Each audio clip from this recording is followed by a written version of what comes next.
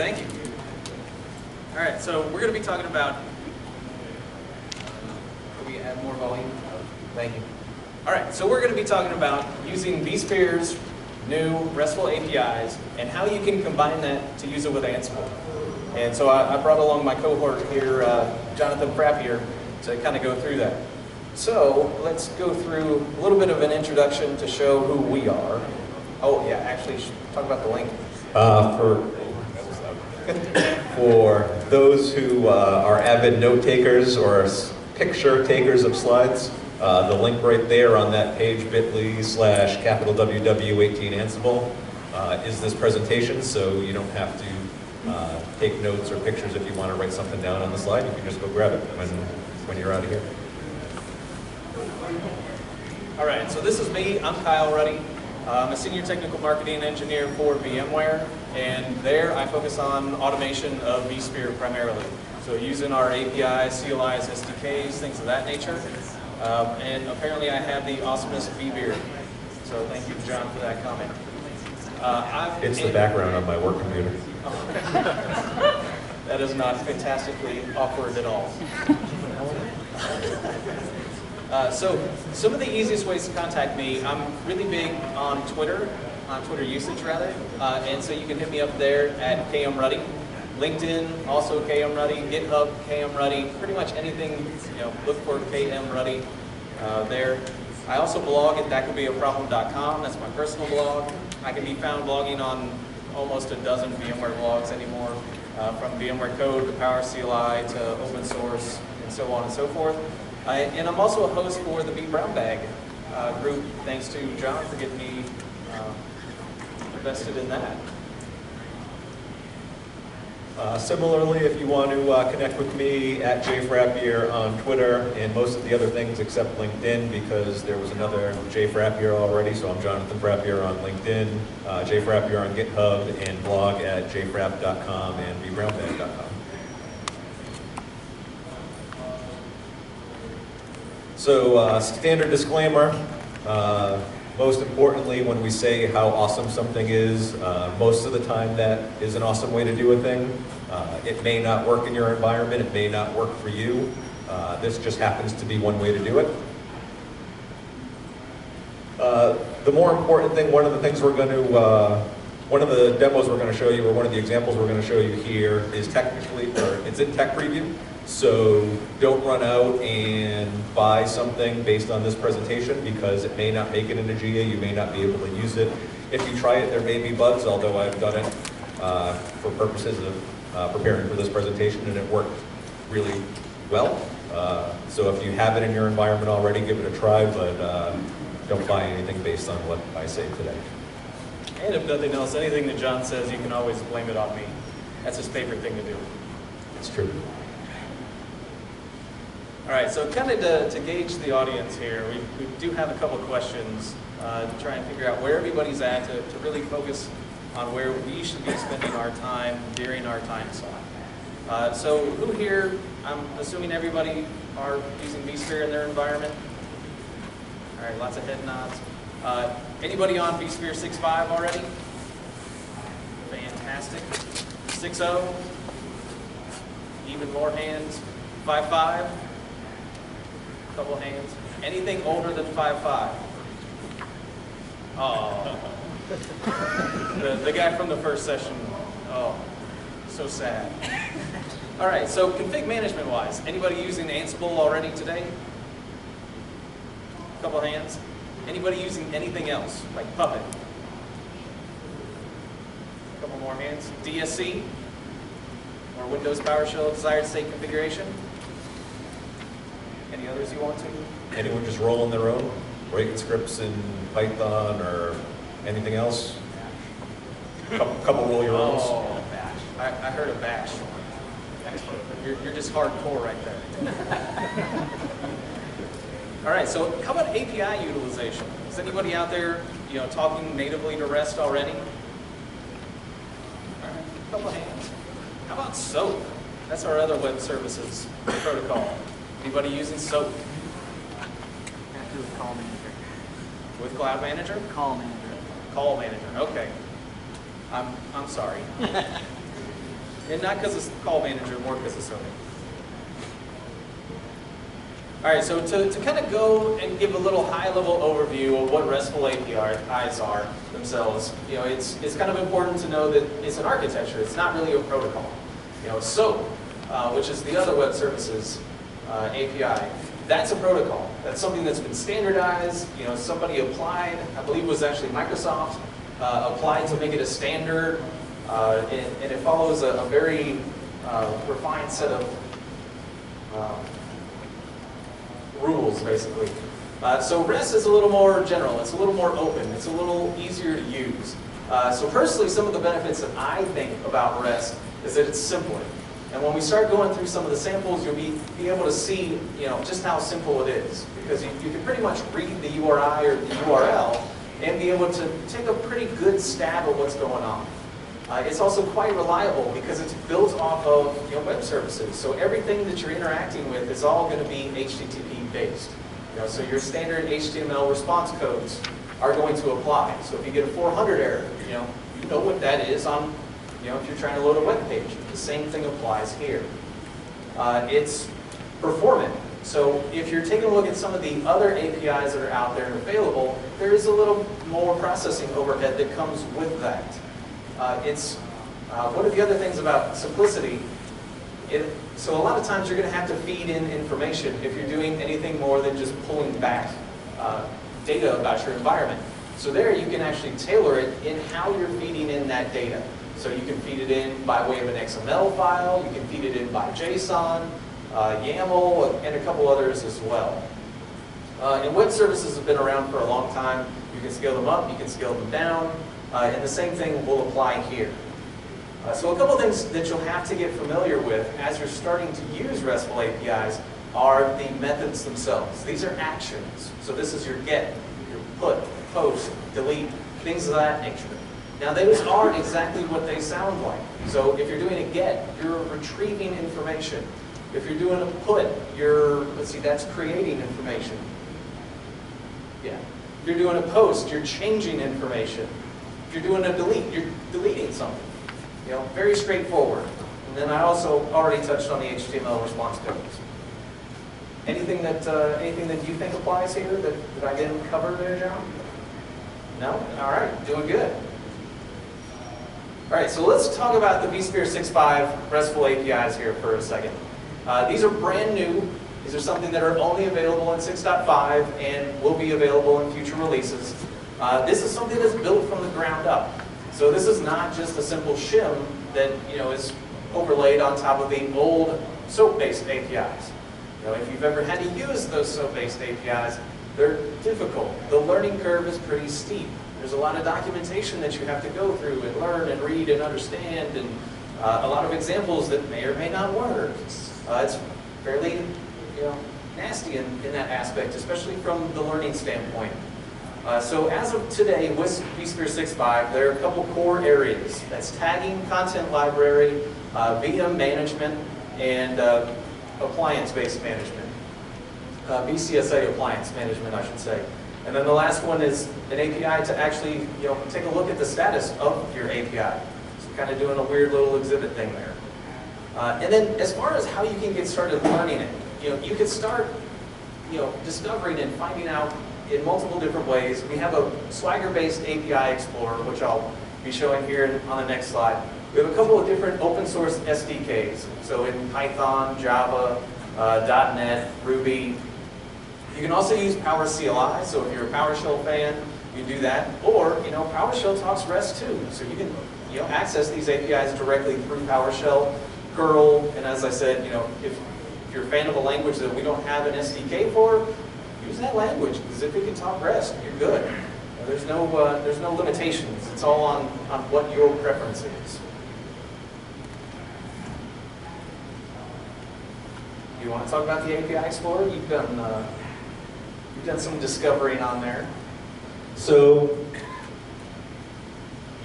not quite a year ago, I was doing a presentation on Ansible when 6.5 had launched, and Kyle said, "Oh, so you're going to talk about how to use the REST APIs that are available in 6.5 now in Ansible," and I was like, "Nope," because I haven't done that before, and I'm already giving a presentation on the thing.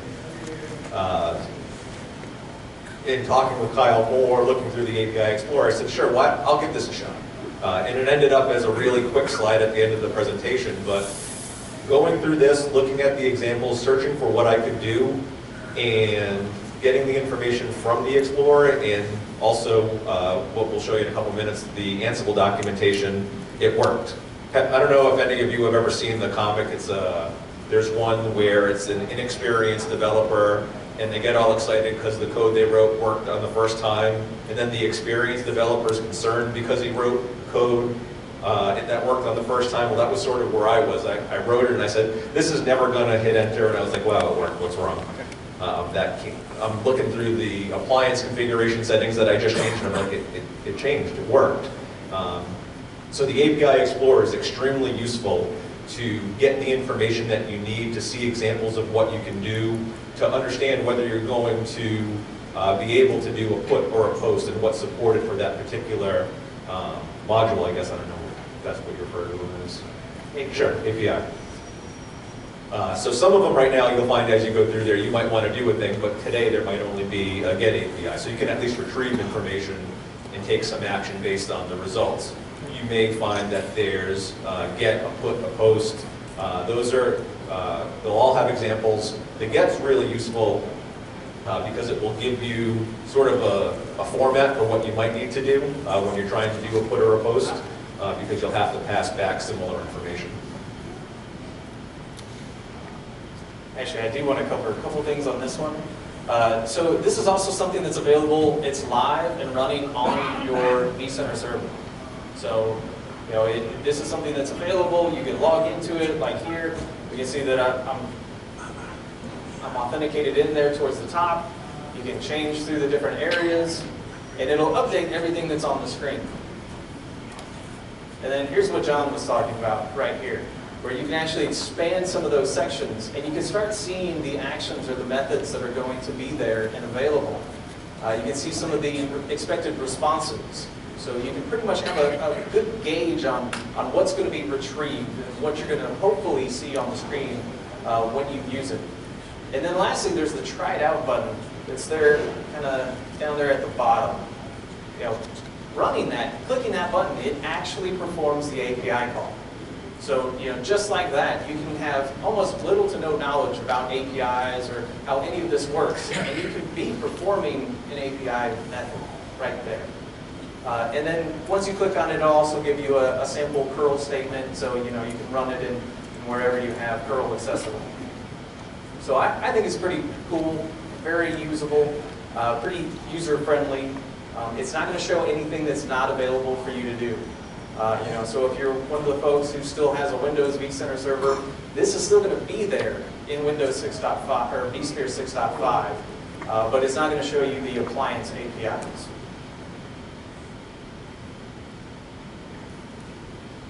So I think there was only a couple hands that went up for folks that were using Ansible, a couple more for Puppet.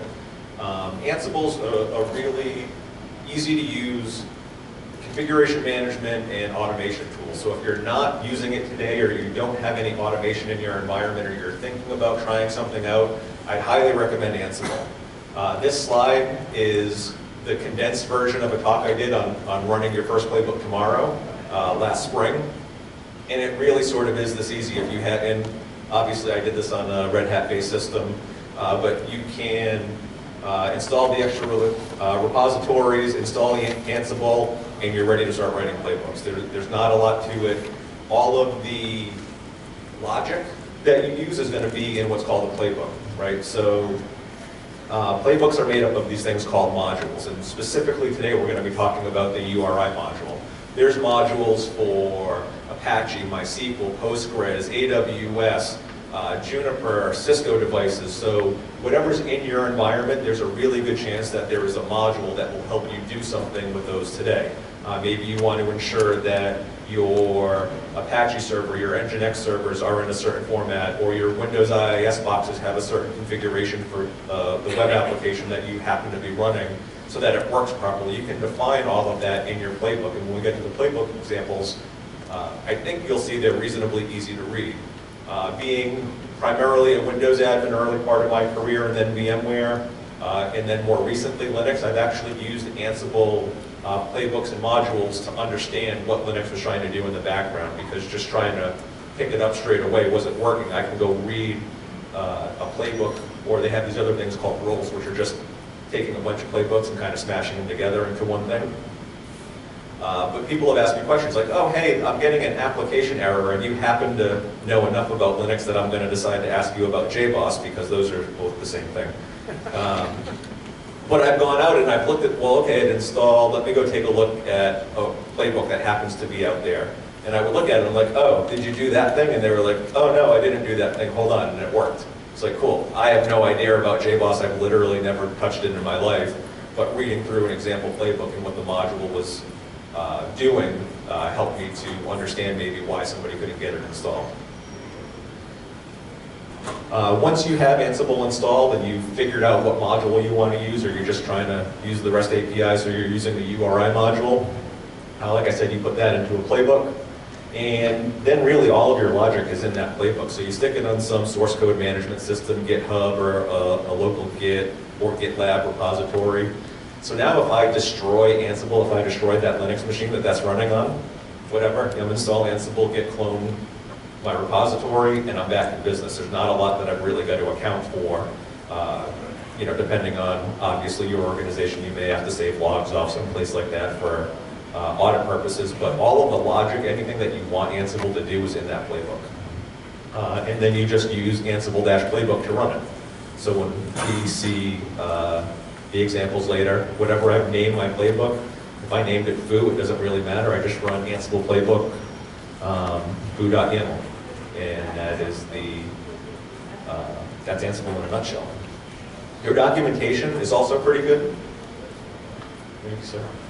So this is their documentation site. All of the modules are out there. 60% of the time, the Ansible documentation works every time. The URI module happens to be one that's very well documented. So, like I said before, Kyle challenged me to get the vSphere REST APIs working with Ansible. It was what the documentation said to do, plus what Kyle said to do in his blog post, which we have a link to later on, if you're just getting started, and it worked first shot. It was awesome. Next slide. So once you start digging into the documentation, it's all categorized, so cloud, networking, all on the left there. You can manage modules, you can manage users, and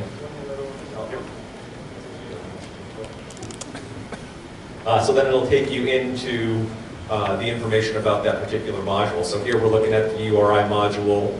I chopped it up a little bit, and it's not quite easy to read, which is why we gave you the link before. But it goes through and it will tell you everything you need to do and even give examples of how to use that particular module. Most of the time the required section is accurate. For the URI module it was, so again, if you're doing this one, it works. Every now and again, the documentation's open source. You can contribute back to it. You may find a module that says something is not required, and then you go to run the playbook and it's like, oh no, you're missing this, and you're like, nope, it definitely says it's not required. I've run into that a few times, so you might just have to add that in. So why should you do this? You want to go first? Sure. Yeah. So, personally, back when I was, in my administration days, I had a whole bunch of scripts, and that was something that I maintained, I could run, and some of the other folks, it would either take some learning, some training, to get other people to learn how to use it. It may or may not have been John. I won't point fingers.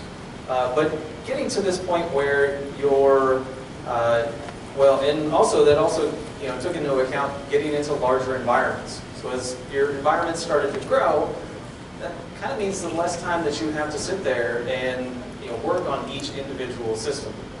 Especially if you're having multiple systems that are doing the exact same thing. And so configuration management was kind of my solution to that, because I could run my scripts. I could also train people to run my scripts, but if you do it in a standardized way, like with Ansible or any of your other configuration management tools, whichever one you decide on, it's consistent, and then you can hand it off. And you can give, you're now training people on the tool. And once they understand the tool, then they can recreate that in their own ways and spread that throughout the company, or even share it on GitHub. So if it's something that's consistent across other orgs, they can also make use of that. So that was kind of the way that I got into configuration management, and the way that I saw it as extremely beneficial. For me, I think one of the reasons, and this will depend on your organization, but where it really struck home for me is I was working at a company, developed software, a lot of software developers in there. I was making sure the lights stayed on, and we spoke almost completely different versions of English most of the time. They would ask for something, maybe even try to do it themselves, and it just, from an operations standpoint, didn't make sense. We started using Ansible there very early on. It might have been a pre-1.0 release, so it hadn't even been GA yet. And one of the things Ansible did for us, other than standardizing how we deployed things, other than being able to hit a button and walk away and have our app completely deployed and up and running in our environment, was it allowed us to speak the same language. So once we start reading through a playbook, it's very specific, but it's very standard, and it's human readable. So to start to implement APIs may seem scary. Okay, I've got to write a Python script that's going to make this call, or I've got to write a PowerShell script to make this call. And it was me that Kyle wrote scripts for that people didn't understand. And I thought I was reasonably decent with PowerShell at the time. We had environments I would have to clone up 20, 30 vApps at a time that were reasonably big and all had different configurations, and they were doing it manually, and I said, I'm not doing that manually, so I wrote a PowerShell script to do it. And then Kyle came along and wrote a PowerShell script to do it, and I was like, I don't know what any of this means, but I'm pretty sure they're English letters. But because it's just to do some of the more complicated things that I couldn't do, took more work. Ansible sits in between your developers. It sits in between maybe somebody who would otherwise grab the Python SDK and start writing Python scripts to do it. You may not be able to hand that off to an operations team or a help desk team. Ansible playbooks, I think you could hand off to less technical staff and say, this is exactly what it's doing.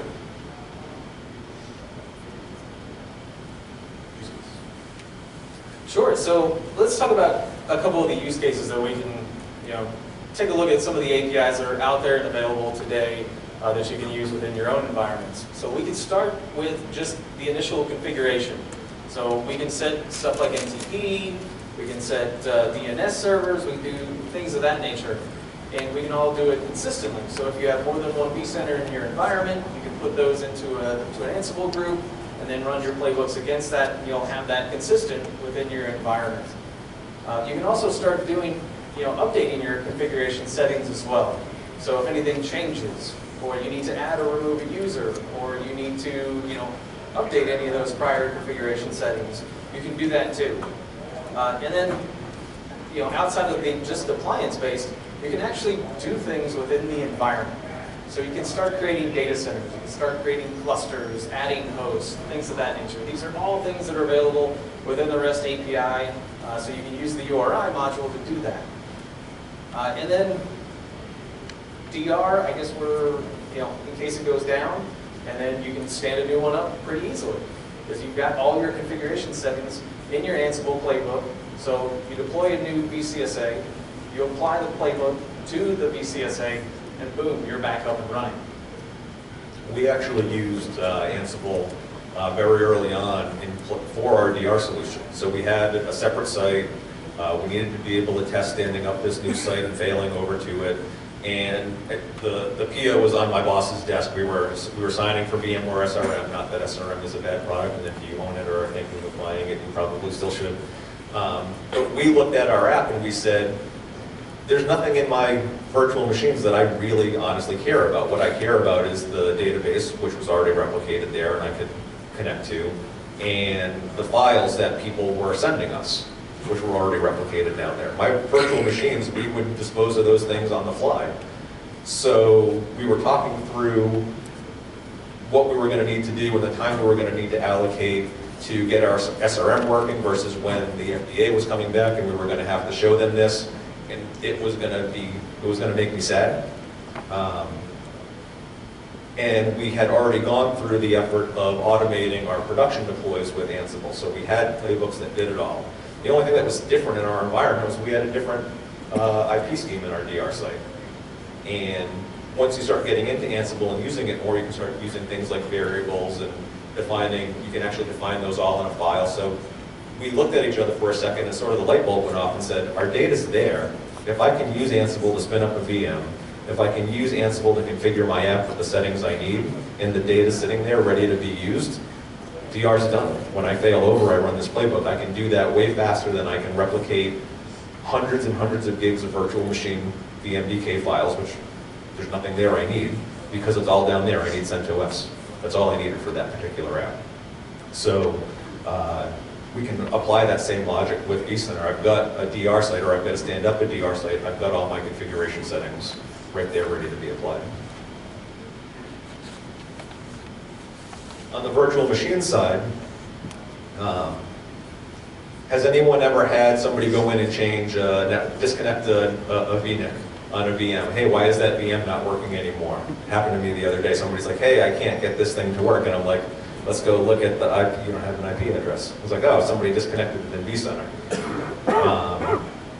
There are APIs available that will allow us to manage the state of our virtual machine. So if I want to I need the VM to be in a certain state, if I need it to be connected to a certain network for security purposes or just basic connectivity purposes, I can define that in an Ansible playbook. Yeah, and you can also start looking at deploying VMs. So if you have multiple systems that you need to deploy, you can do that with Ansible. And there are also, even if you can't do it through the RESTful API, there's also an Ansible module, VM guest. Yeah, sounds right. VM guest or vSphere guests, one of the two. One of the two. So then you can even start deploying massive. Yes. Yeah, so you said on that the Ansible, when you want VMs to be in a particular configuration, so you have to run that Ansible script every time you want to every time you want to use that you have to run that Ansible script manually, right? So it's not like a 15 minutes single check the environment, make sure everything's okay. Yep, so the question was, if I want to make sure my VMs are in my config state that I've defined in my Ansible playbook, I would have to run that manually. With Ansible open source, that's not even totally true anymore. With core Ansible, that would be true. There's no scheduling mechanism. Their paid product is Ansible Tower, which was also released open source as AWX. So you can do scheduling through Tower or AWX. So if you, again, once you've gotten comfortable with this and you're familiar with the playbooks, Ansible Tower / AWX will allow you to do scheduling, inventory. There's some, I'm not sure if role-based access control made it into AWX, but it was there in Tower. So yeah, and it gives you a nicer UI. You're not doing everything through the command line or VI. What's wrong with the command line? Nothing at all. Do you fear the black screen? I love it now, thanks to you. So now we're going to take a look at those playbook examples that we've been talking about so far. So using the URI module in a simple playbook to do a thing through the vSphere REST APIs. So what you can't read on the screen because that gray and white is just not very projector friendly. What I'm assuming is that I've got my vCenter deployed. So anyone who here has deployed a vCenter server appliance? Good portion of you. So I give it enough information during that deployment wizard that it comes up online, right? So I can hit the URL because DNS has to be there before you deploy the VCSA. So I can hit my vCenter server appliance when it comes up. So just some examples of things that I might want to do, right? I may need to control shell access or SSH access into my vCenter server appliance. I can define those as part of the configuration. I definitely want to set NTP so that everything is in sync in my environment between my PSC, my vCenter, my domain controllers, the entire environment's in sync. So I can configure NTP servers, which is one of the examples we'll show that happens to be in tech preview right now. We're taking out though. So I can do that, and when I set my NTP servers, it'll restart that service, so I don't have to go into the UI, type in the IP address, and then go hit the button to restart services. I can do that all right there. Hostname, DNS, search domains, I can manage all of that, and IP settings, just as some examples. So one thing that came up, a presentation I did not too long ago, somebody called me out for using administrator at vSphere.local as in my playbook, which is a reasonably simple, straightforward way to do it. And if I'm running this playbook the very first time after I've deployed the appliance, then that's the account I'm going to use, which every time I've written a demo, I deploy a VCSA, so I use that account. But it brought up a good question about permissions. So what do I need for permissions? Well, there's two different permissions we need to think about, because we have the appliance APIs that we have, and we have the vCenter APIs where I can create VMs or data centers or at host. So as far as the appliance configuration goes, you just need to have your user account in the system configuration.administrators group that is in vCenter. So if you're in the vSphere web client, not the HTML5 client yet, down here. Single sign-on, users and groups, and then system configuration.administrators. Add the account that you want to use to access those APIs to that, and you'll be able to use any of the appliance APIs. For vCenter, whatever permission you need to do a thing in the web client is the permission that you'll need to use the API. So it's not like giving a developer API access to create VMs or set VM networks is going to allow them to create data centers unless you've given them that permission. So if you can do it in vCenter, in the UI, you can do it with the APIs. If you can't, the same permissions are going to apply. It's not like you're handing over the keys to your vCenter appliance to anyone that has access to those APIs. So just something to keep in mind. People won't be able to go in and muck anything up unless they got that permission already. So with that, once I know what my permissions are, I need to authenticate, right? I can't just go hit this API and expect to do a thing. I've got to be able to log in. So this is the Ansible playbook to authenticate against my vCenter. We're not going to hit a host directly. So in Ansible, typically you would define an inventory file, IPs or host names, and it would go out and SSH to that virtual machine. In this case, we're going to run this playbook locally. And we're going to hit the vCenter server later, whatever your vCenter server address is. So I mentioned that we take modules and we put them into task, right? So the name here, very simply, whatever you want the name to be. You could name it keep out, you could put whatever you want in there. This is literally the thing that's going to show up when you go and run that playbook. I tend to be a little verbose when I write Ansible playbooks because I want to see the output of that. There's options, so like say you're installing packages on a Linux machine, I can do all of that install in one task. Depending on the packages, I might break them out into different tasks, so if it fails, I know what failed, and I can keep track of it. And then the URI module. So again, this is the module from Ansible that we're using in this particular case. If you were using another module, an IIS module, or an Apache module, you would have a different module name there. And then the URL we hit. So this is going to connect to our vCenter server. In this particular example, we're going to do a post because we're sending it something, right? We're not getting something at this point. So this particular API, we're going to use the post method, and we're going to, very simple, we're going to log in as a user, right? Reasonably obvious from the format of the playbook. Yes, no? Hands if it's reasonably obvious. Then what are we going to send it? Password. We're going to expect a certain status code.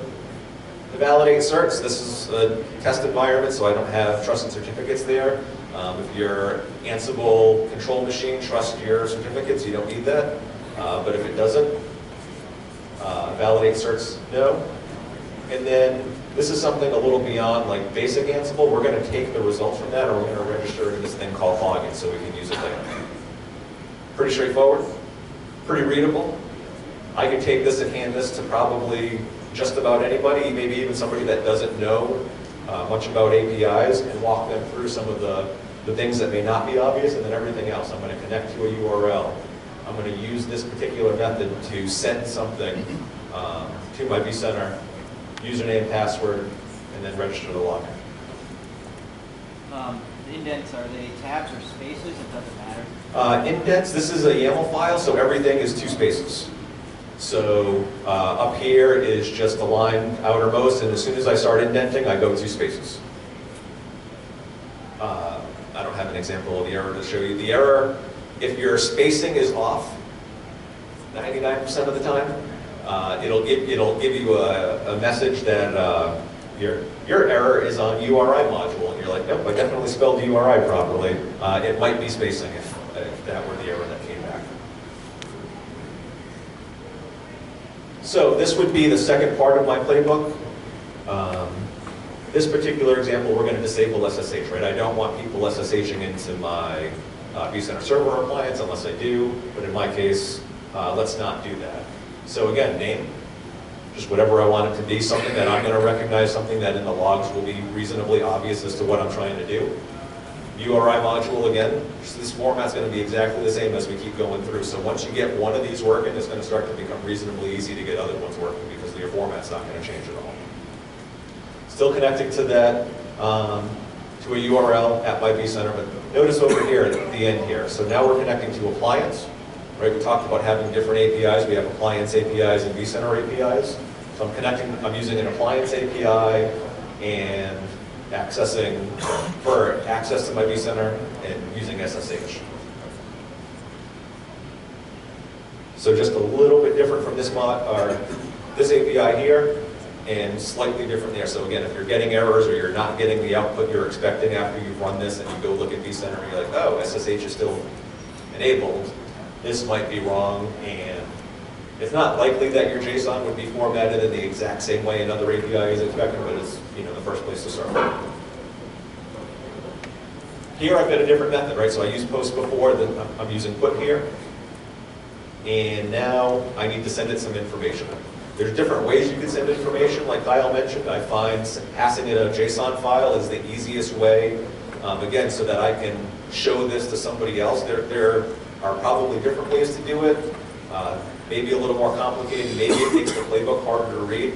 To me, this is the easiest thing for somebody to read. I'm passing it a JSON file, and here is my file. This is a little bit cryptic in the grand scheme of the world, or in the grand scheme of the Ansible playbook, but still pretty straightforward.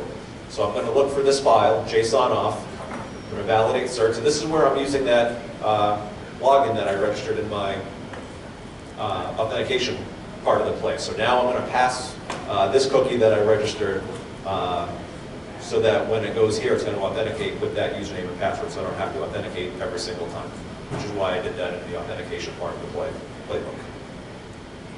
So on there, how do you tell it to look for that file? Or where is that file going to be stored, that JSON file? So the file here this is just the path in your system. I happen, in this example, to have this particular file in the same directory as I have my playbook. If I were putting my JSON file somewhere else, maybe I wanted it in a different folder, I would just send it the path to that file. And then question. On the authentication, what do you do without saving the password? Thank you for calling me out on that.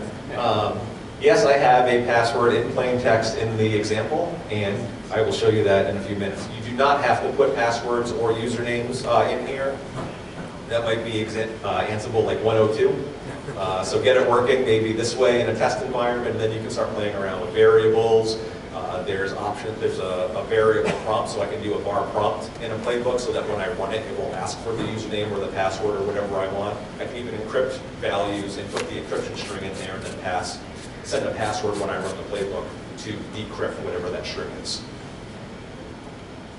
And there's my JSON file. That came I copied and pasted that from the API Explorer.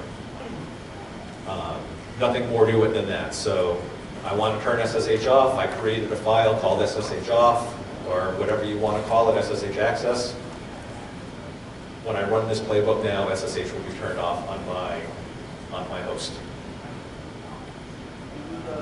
That file there, so you can later on grab anything else and reuse the same thing.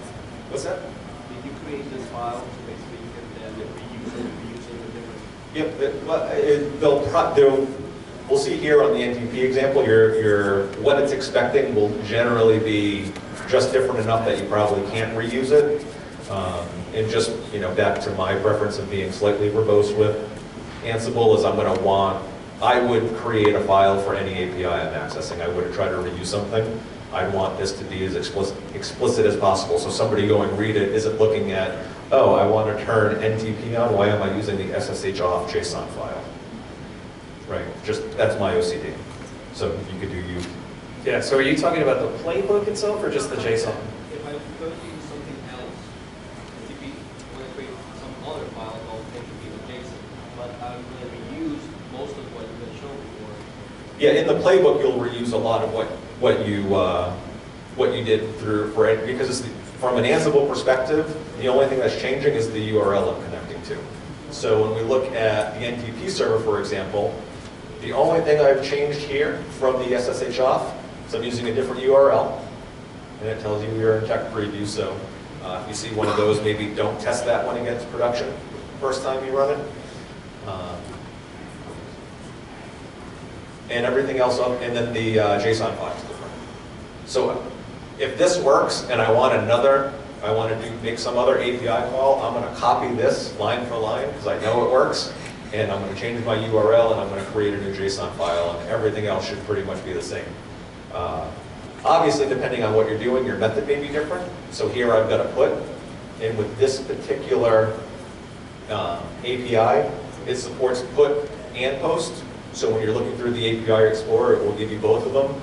Put will replace whatever you have in the NTP server settings. So maybe you've got some servers out there that you're retiring, or you're migrating to a new set of NTP servers. So I can use put in this playbook, and it will replace what's there already. Or if I'm adding additional ones for redundancy, I can use post, and that will add additional NTP servers to what I already have. Otherwise, this is exactly the same format playbook. And this is so you can see the JSON file is a little bit different because I can pass it multiple values. Whereas in the SSH off format, I was telling it true or false. Here I can pass it any number of values, and your values in this list would be comma separated. So if I had,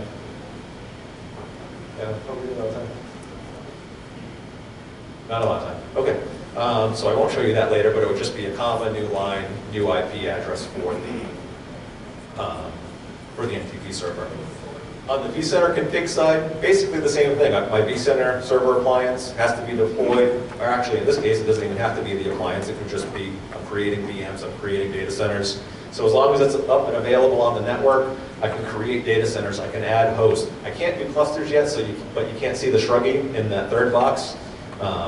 If there's only a person from VMware who was responsible for APIs and talking to engineering. Yeah, you should totally find them. Yeah, definitely. We can add our host to vCenter, create VMs, manage data VMs if we need to shut an entire set of things off. Maybe I'm doing a deployment of a new version of my application. I could, through an Ansible playbook in the URI module, roll out my new code to a set of servers, shut the other ones off, bring the new ones up, and I've just rolled out a new version of my code. Look pretty familiar?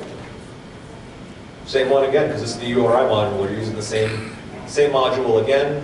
The difference here is instead of appliance, I'm connecting to the vCenter server of APIs. Same thing, I'm using a post method for this one, same body format, and I'm going to send it to a new JSON file, and again, straight out of the API Explorer, this is the values that I need to pass over. That lookup function, does that change across modules, or is that like the same with an Ansible? That lookup function of the file. So look, that would be the same format. So if you're trying to pass it a file in another module, yeah, you the could. module will be the same. Yep. And then there are module-specific functions. There are module-specific functions, yes. So if you've got an Apache module, there are Apache configs that I could apply, or if you're using service modules to restart things, these options might be different. But as far as the URI module goes, yeah, it would be the same thing. If I want to send it a cookie, if I had to do that in another module, format would probably be exactly the same. If I'm trying to pass JSON file to a different module, that would be the same. You know, what's my format? Where's the file? Anyone ever put their data center in vCenter in a folder? I'm going to go with no because it's definitely not an option in the UI. So that one was a bit tricky. So just some tips and tricks to wrap up. If you're new to APIs, you're not using them, blog post at the end, Kyle walks you through setting all of this up, authenticating, doing some gets through this really easy application to use called Postman. So I log in, it's a GUI-based system, I can paste things in, I can get my status codes back, I can send JSON files through Postman or XML files, whatever I want to send. Use the get commands to see what information